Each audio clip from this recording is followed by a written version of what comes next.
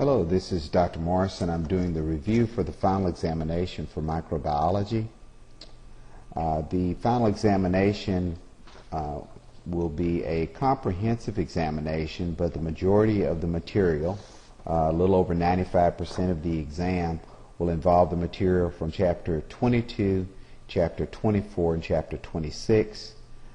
This will basically cover the infectious diseases of the nervous system, infectious diseases of the respiratory system, and then infectious diseases of the urinary and reproductive system.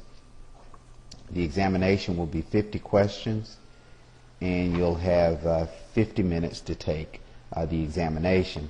That will also be followed by the laboratory portion of the exam, and the lab assignment is assignment number 9. Is actually the only assignment that you will have for the final examination. I will only do a review on the lecture portion of the course. The laboratory portion of the course is pretty straightforward, so you'll need to review that material. I'll go ahead and begin the review. Some of the important concepts you need to remember and need to identify. We'll start with the infectious disease Neisseria gonorrhea. You need to appreciate and understand the consequences of untreated Neisseria gonorrhea in women. You need to be familiar with the disease process referred to as pelvic inflammatory disease. You need to be aware of which age groups are primarily affected by pelvic inflammatory disease and what the primary infectious organisms are that cause pelvic inflammatory disease. You need to be familiar with the term urinary tract infection and what organism causes or is the most common cause of urinary tract infections. You need to know what factors predispose people to urinary tract infections. You need to know a little bit about the organism Trichomoniasis.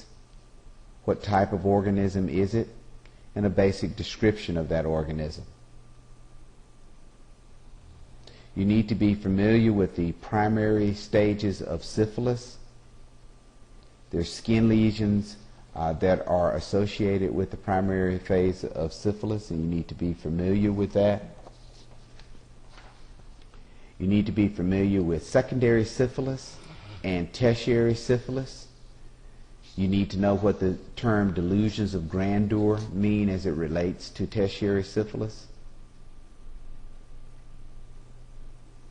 You need to be familiar with the diagnostic lab studies for syphilis. What types of lab studies should be performed to make the diagnosis of syphilis. You need to be familiar with the laboratory diagnosis of gonorrhea and what's required in diagnosing that infectious organism.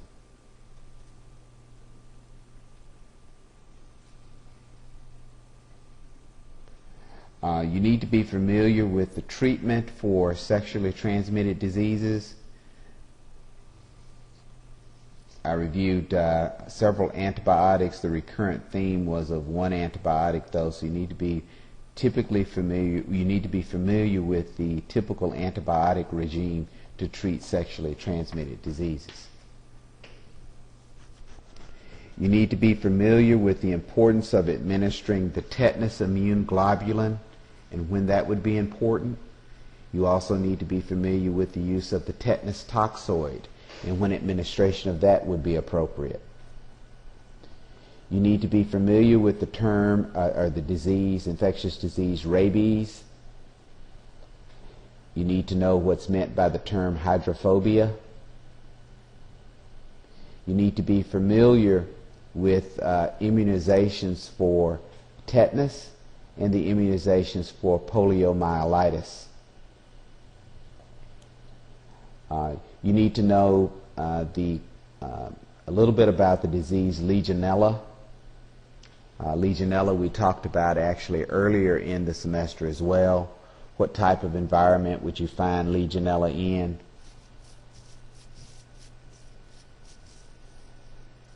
You need to be familiar with the morphology of Neisseria, both Neisseria meningitidis and Neisseria gonorrhea.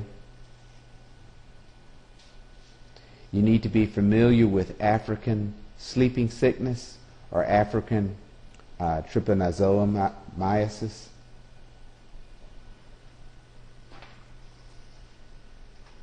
You need to know the reservoirs for the disease rabies. You need to know how Cryptococcus or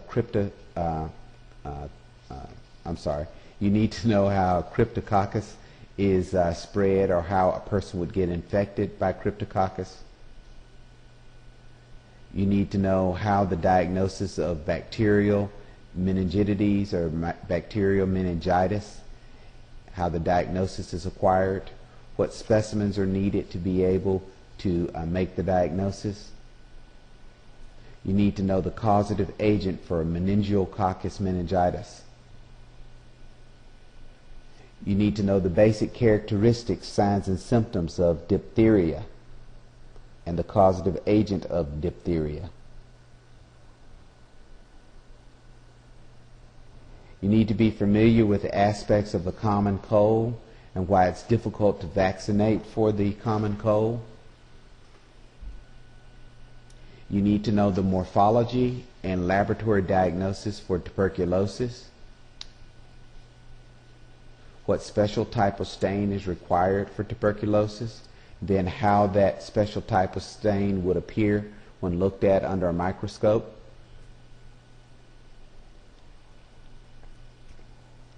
You need to be familiar with the signs and symptoms of Mycobacterium leprosy.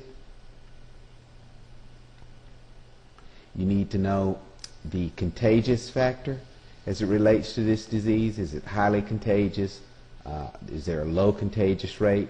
How could one contract leprosy?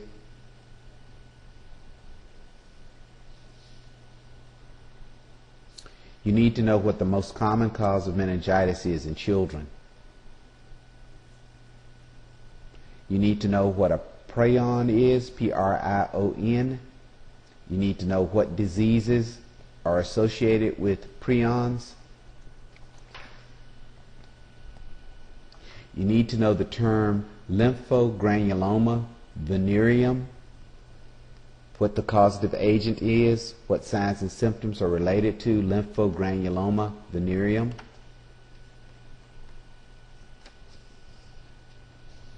You need to know the symptoms of tetanus and what the symptoms of tetanus are related to.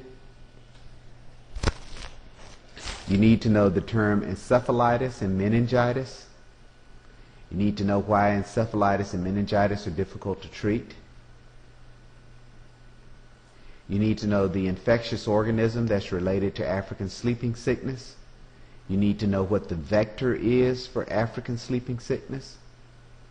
You need to know how to control the spread of the disease, African sleeping sickness.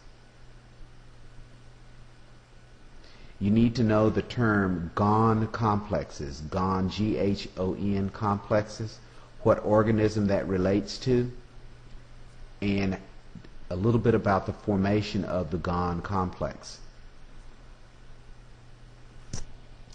You need to know the method of transmission for tuberculosis, methods of transmission for tuberculosis. You need to know the development of or the causative agents for vaginal candidiasis.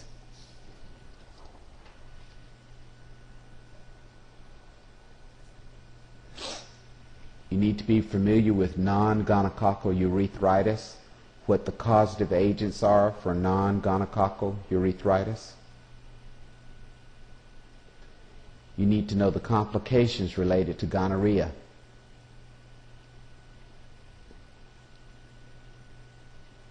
You need to be familiar with genital warts.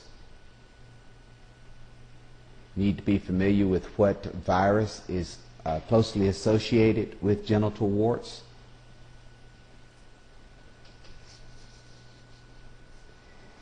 You need to be familiar with the use of the tuberculin skin test, what a positive tuberculous skin test means.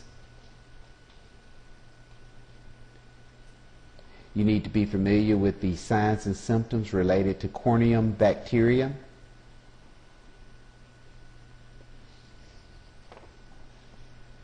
You need to know what the term cystitis means and what bacterial agent is the most common cause of cystitis. You need to be familiar with the stages of Bordetella pertussis.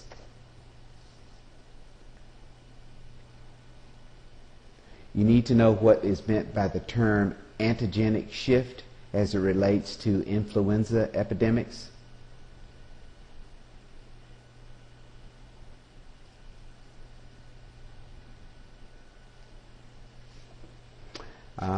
That's pretty much all the information that will be covered on the examination.